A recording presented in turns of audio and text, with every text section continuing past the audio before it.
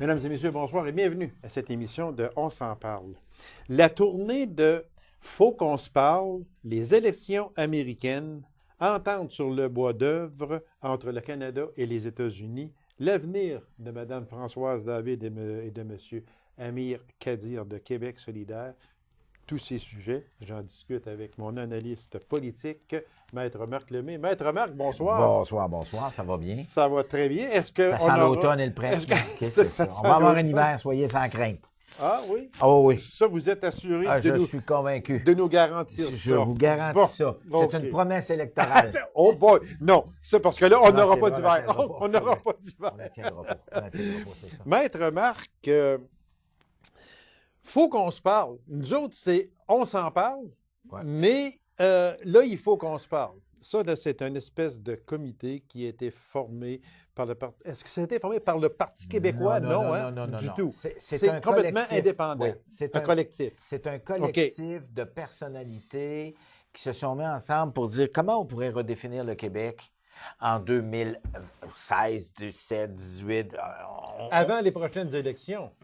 Non? Il ne vise pas un parti politique. Il vise à faire parler les Québécois, je dirais, entre guillemets, québécoises un petit peu plus vers la gauche. C'est-à-dire, comment on peut redéfinir l'État du Québec? C'est quoi la démocratie? C'est quoi le pouvoir des régions? C'est quoi qui se passe quand vous êtes dans une région comme la nôtre? Comment on peut faire en sorte que on se développe? Moi, j'y ai assisté parce que j'ai assisté à celle du 26 octobre à Rouen. Premièrement, j'ai été très surpris d'avoir 150 personnes dans la salle, puis de tous les coins et de tous les partis politiques. Ça, c'est très intéressant parce que ce n'est pas une question politique. Ils veulent surtout pas politiser le débat. Il n'était pas question là-dedans de dire, moi, je suis plus fin à Option nationale que le PQ est plus fin avec Québec solidaire ou Québec solidaire est plus intelligent. On vient dire quoi? On vient tenter de redéfinir ou de voir avec les Québécois, Québécoises, comment on voit le Québec des années prochaines. C'est quoi en éducation? Qu'est-ce qui manque? Qu'est-ce qu'on devrait développer de plus? En région, comment vous faites pour vivre en région? Mais il y aura... Est-ce que ce comité-là va avoir un rapport à donner? Attendez. À qui va le donner? Alors, les premières étapes, c'est de faire le tour du Québec et de poser toutes les questions et de demander aux Québécois, Québécoises, c'est quoi vous pensez de la situation actuelle dans plusieurs domaines, là, que ce soit l'agriculture, nommez-les toutes, là, les Autochtones. Bon. Une fois qu'on a fait ça, il va y avoir un sommet national au Québec et il va y avoir un rapport qui va être déposé pour dire, bon, ben là, voici c'est quoi maintenant, qu'est-ce que le Québec, on voit le Québec de cette façon-là. Maintenant, est-ce qu'un parti politique va récupérer ça? Est-ce qu'on va aller chercher des petites choses Mais dedans? c'est là que la question est vraiment là. Ça va être... Vous oubliez de toucher un point sensible. Ça veut dire que dans cet ensemble-là, dans ce rapport-là, moi j'appelle ça un comité, bon, peu importe, de ce comité-là, ça veut dire que tout parti politique va pouvoir aller, autrement dit, piger des idées dans ça. Est-ce que c'est ça? L'objectif du collectif, c'est pas de créer un parti politique, c'est vraiment d'établir de nouvelles idées. Comment on pourrait... Parce que la population est très peu écoutée.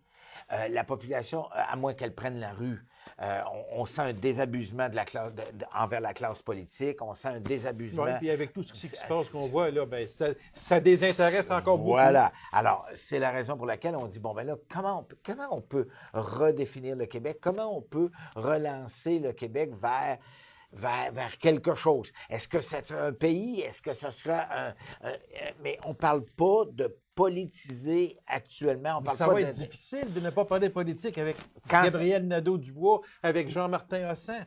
Ça va être difficile, je pense. C'est plus à gauche qu'à droite. Ce sont des péquistes, là. Mais c'est des souverainistes plus que d'autres choses. Souverainistes, appelez comme vous voulez. Mais cela étant, on n'a pas parlé de politique. On ne veut surtout pas que ce collectif-là se politise et se forme en parti politique. Il n'y en est pas question.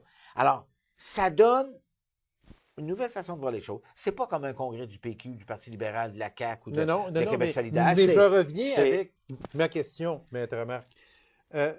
Est-ce que tous les partis politiques vont pouvoir aller piger dans cette banque de données? La réponse, c'est oui, pour moi, hors de tout doute. OK. Qui va se sentir à l'aise avec...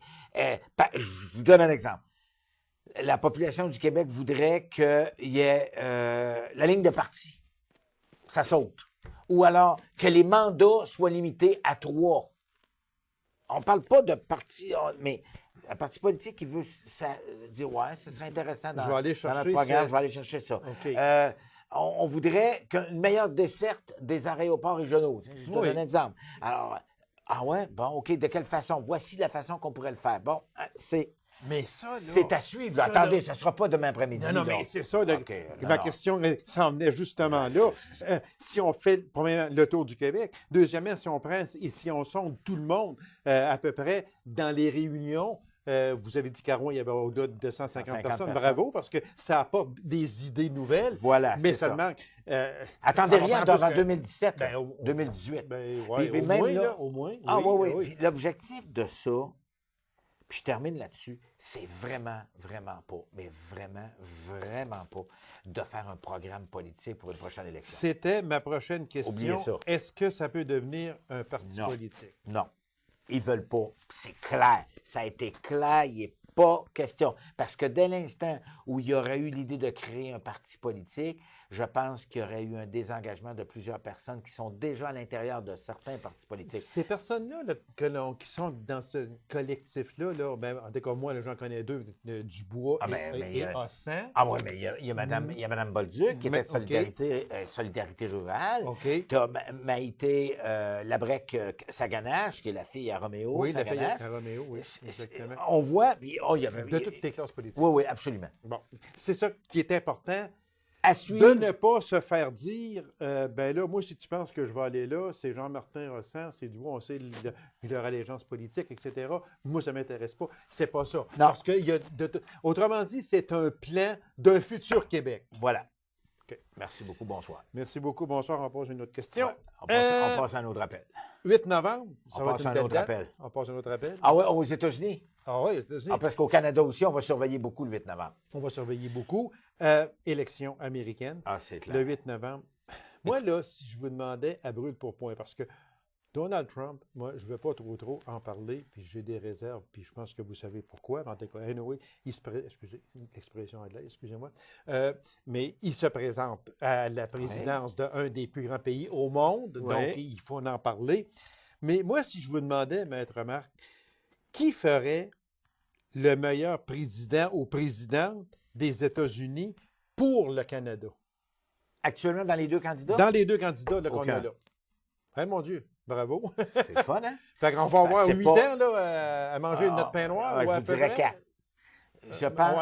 Je pense que les deux, que ce soit Mme Clinton ou que ce soit M. Trump qui soit élu, ce sont deux personnes qui vont établir une transition entre ce qui s'est passé sous M. Obama et ce qui va se passer en 2020, on ne sait pas trop où s'en vont les États-Unis. Ce qui est triste, c'est de voir de quelle façon cette campagne électorale aux États-Unis a dérapé de façon incroyable. Écoutez, vous n'êtes pas obligés de me croire, ceux qui nous écoutent, là, mais une élection aux États-Unis, ça coûte 1 milliard de dollars US. Affreux. J'essaie juste de m'imaginer, j'essaie de ramener ça au Canada. Eux autres sont 334 millions, nous autres, on est 34-35 millions. On enlève, mettons, on va enlever, enlevons-en, on est 10 de ça. Okay. Alors, 10 d'1 milliard, c'est 100 millions et plus par personne, là. Incroyable. C'est par personne étant les deux candidats. Là. Oui. Donc, ça coûte 1 milliard pour Mme Clinton, ça a coûté 1 milliard, ça a coûté 1 milliard à M. Trump. Alors, tu te dis,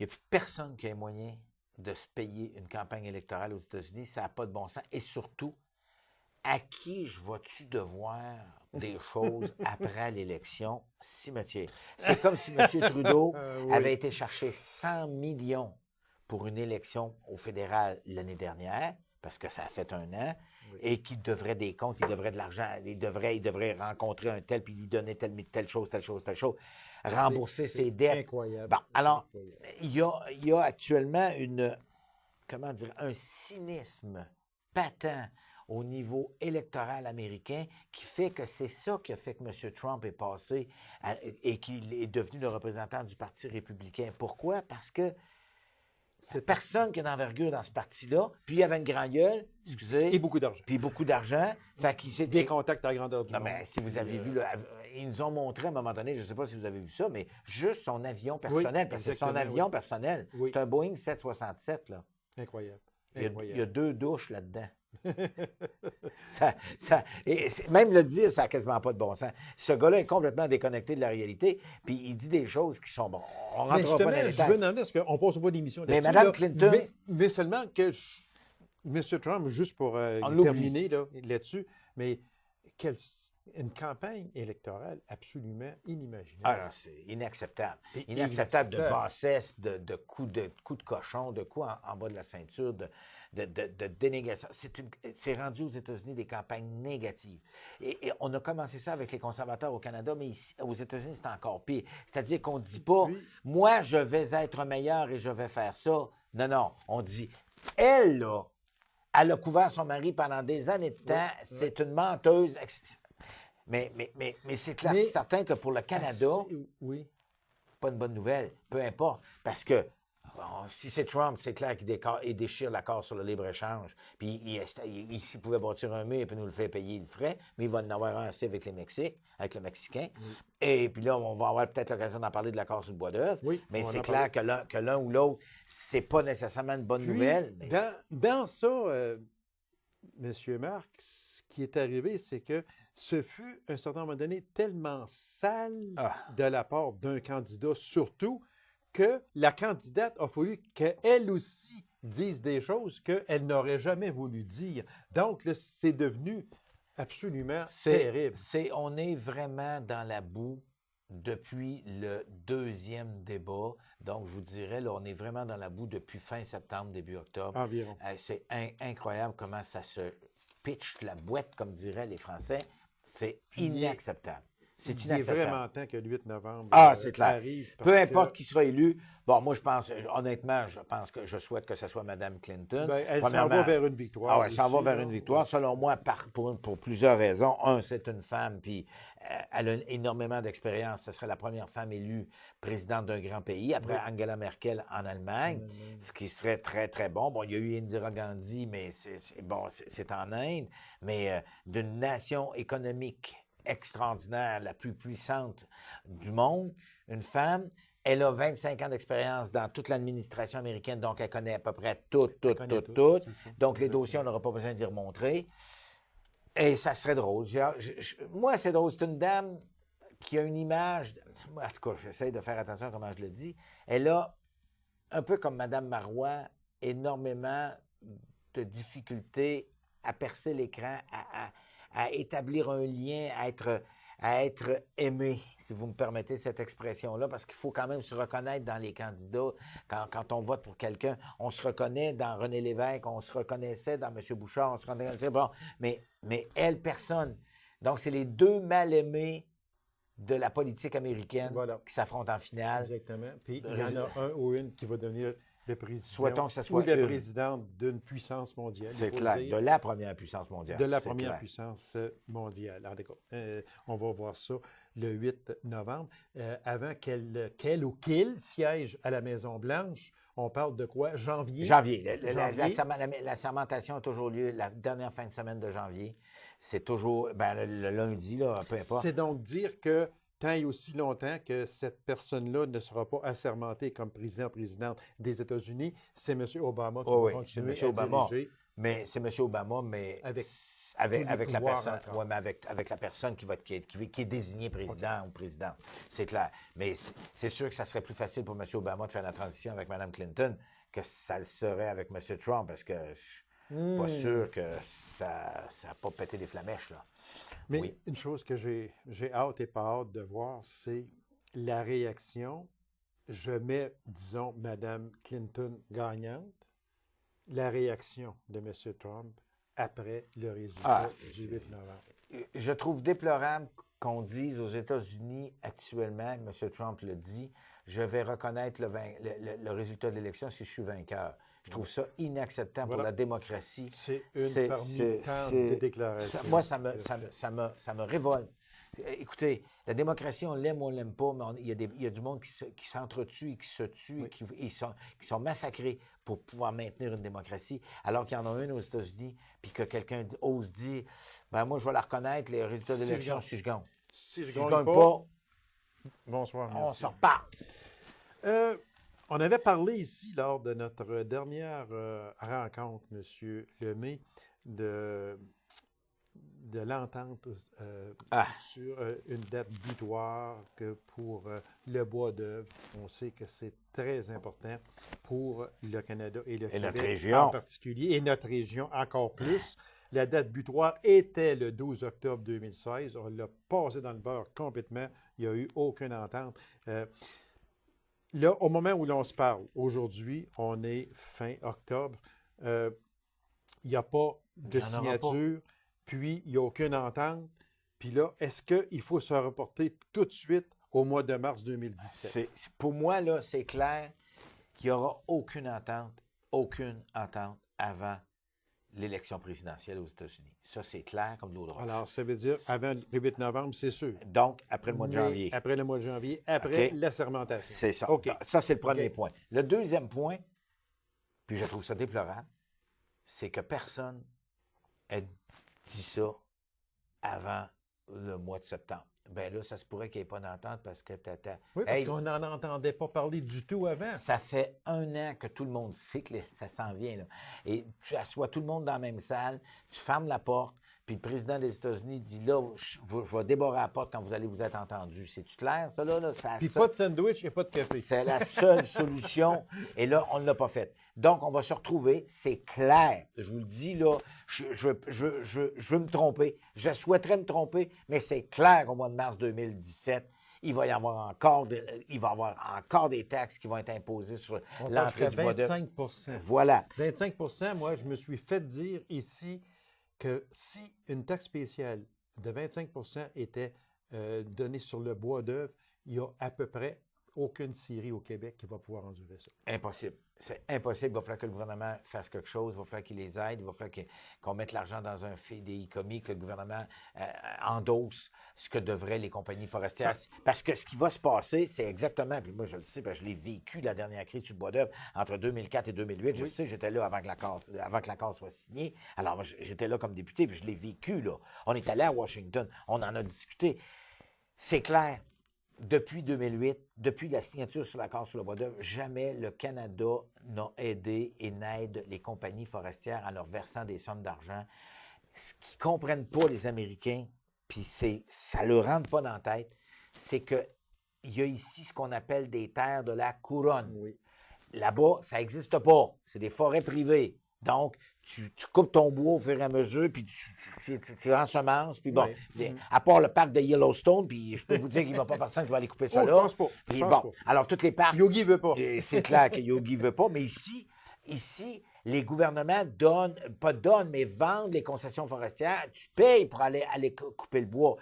Selon les Américains, ils l'ont toujours dit, c'est bonne valeur, mais ils ne vendent pas assez cher, donc c'est une aide indirecte. Les tribunaux ont toujours donné raison au Canada et ils vont encore une fois donner raison au Canada, mais dans combien de temps? Alors, la seule solution, puis il va falloir que le gouvernement fédéral mette la main dans ses poches, puis dire, nous autres, on va garantir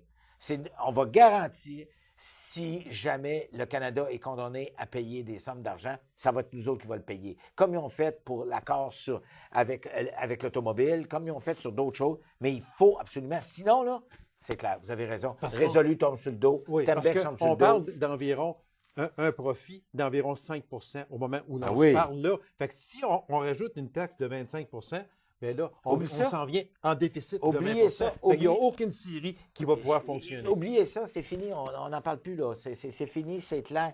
Si jamais il n'y a pas une aide quelconque pour dire aux États-Unis, calmez-vous les pompons, là. Vous ne pouvez pas nous imposer une taxe comme ça. De toute façon, vous êtes tous gagnés jusqu'à date. Oui, à venir à date, oui. Tout. On n'a pas perdu aucune. C'est 4-0 dans le match pour le Canada. Donc, les Américains, ils savent. Mais c'est quoi le jeu des Américains dans ça? C'est quoi le jeu? en fait, le jeu, c'est pas le... c'est parce qu'il faut savoir qu'aux États-Unis, tu n'as pas une association forestière, une association des producteurs. C'est tous des individus. Donc, Arthur, reste dans le Maine, puis qui a sa petite scierie dans le Maine, lui peut faire une plainte complète contre le Canada en disant « Vous subventionnez vos compagnies forestières ». Ah, c'est ça. Alors là, le débat part. Puis là, on s'en va. Puis là, la petite série, le gars, il y a 22...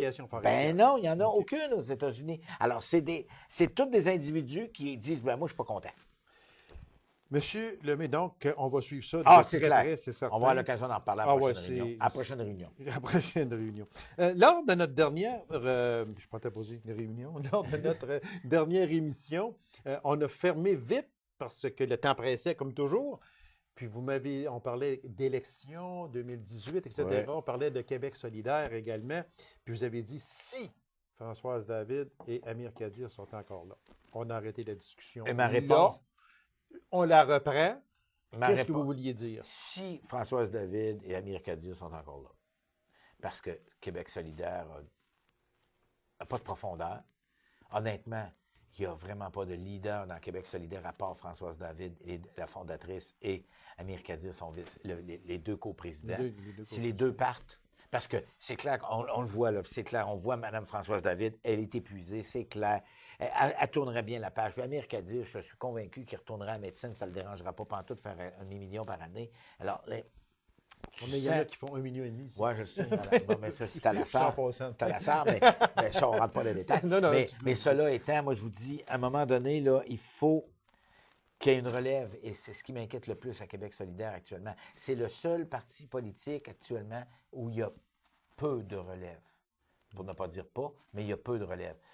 Relève dans les régions, peut-être, ici, il y a M. Leclerc, dans d'autres places, dans d'autres comtés, mais des leaders qui s'affirment et qui se montrent.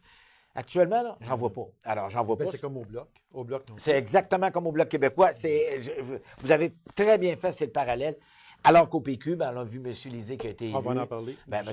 Lisée qui vient d'être élu, qui a été élu plutôt chef du Parti québécois. Alors, la relève est là, mais eux autres, c'est le programme. Mme David, sa sœur, elle siège oui, elle est, Parti libéral. Oui, elle est ministre. Elle est ministre dans le gouvernement de M. Couillard, effectivement. Bon. On en revient Jean-François? Sur l'élection de M. Jean-François, c'est ça. On était parti avec Alexandre Cloutier, qui, même, moi, j'ai dit ici, assis à cette place-là, à cette table-là, j'ai même dit au mois de mai passé, pourquoi faire une course à la chefferie? Je pense qu'on a parlé tous les deux. Pourquoi faire une course à la chefferie? Alexandre, déjà, est presque assuré de rentrer, de passer. Pourquoi gaspiller un peu d'argent, beaucoup, de l'énergie, déranger un peu tout le monde, malgré que ça n'a pas dérangé grand-chose, là. Durant l'été, on ne savait même pas. Mais, et tout à coup, c'est Jean-François Lisée. Avez-vous vu dans notre jeune temps, là, ceux qui nous écoutent s'en rappellent, là, la fable Le lièvre et la tortue? C'est La Fontaine, ça. Ouais, hein? c'est ça, et c'est voilà. lui ça. Alors, je vous dirais que c'est exactement. Ça, exactement. M. Cloutier est parti, c'était lui, c'était tout le c'était monde le voyait dans oui. le soupe. Oui. Et surtout que Jean-François Lisée avait dit, moi, non, je pense que je n'irai pas, je vais laisser passer mon tour cette année. Il y avait 14 députés. Derrière, dont notre ami François Gendron. Dont notre ami François Gendron. Donc, à un moment donné... notre ami. Mon ami. L'ami. Mon ami. Mais notre ami, notre député dans le coin ici. Oui. Alors, moi, je vais vous dire une chose.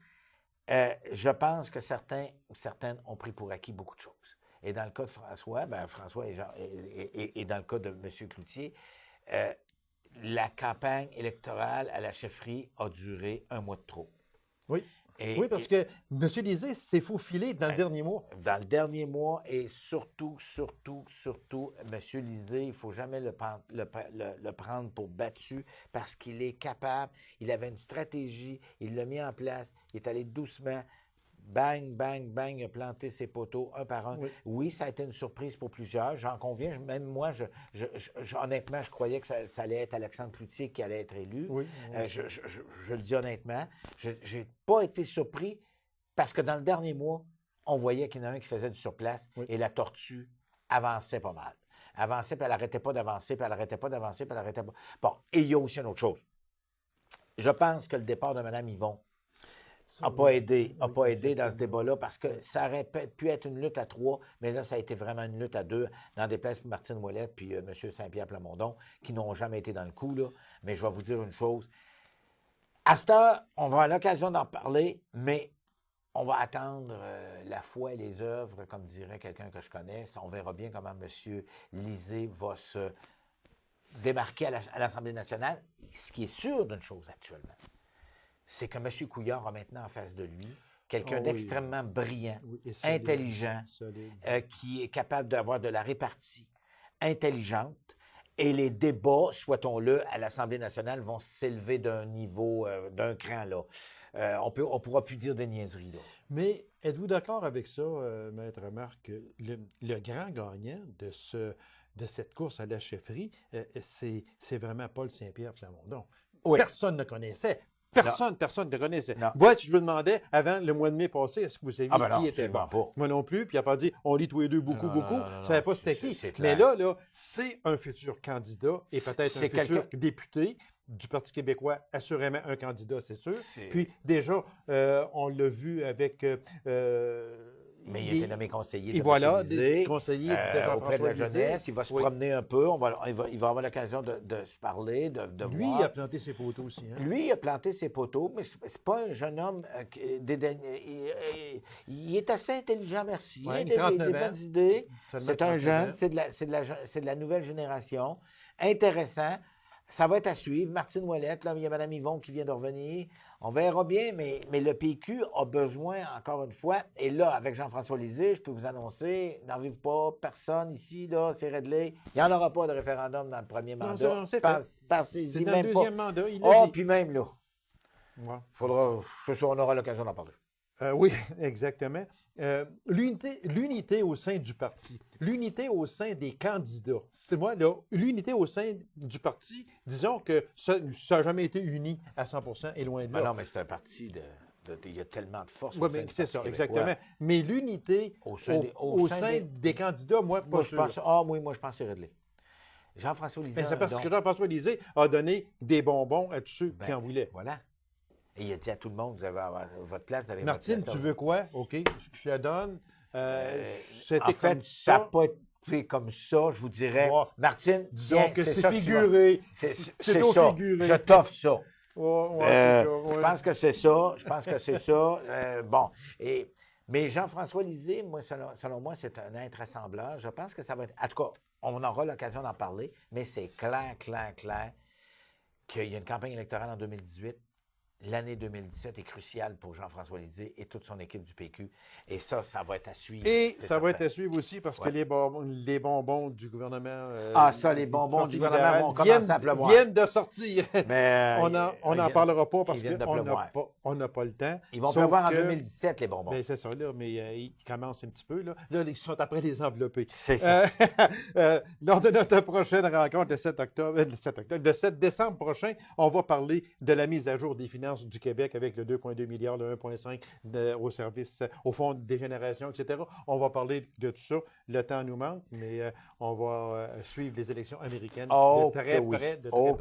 Mais, Maître Marc, merci. C'est toujours un grand plaisir de vous recevoir et on se revoit en décembre prochain. Merci. C'est moi qui vous remercie. Alors, mesdames et messieurs, merci d'avoir été là. On se donne rendez-vous à une prochaine émission de On s'en parle. Au revoir et bonne semaine.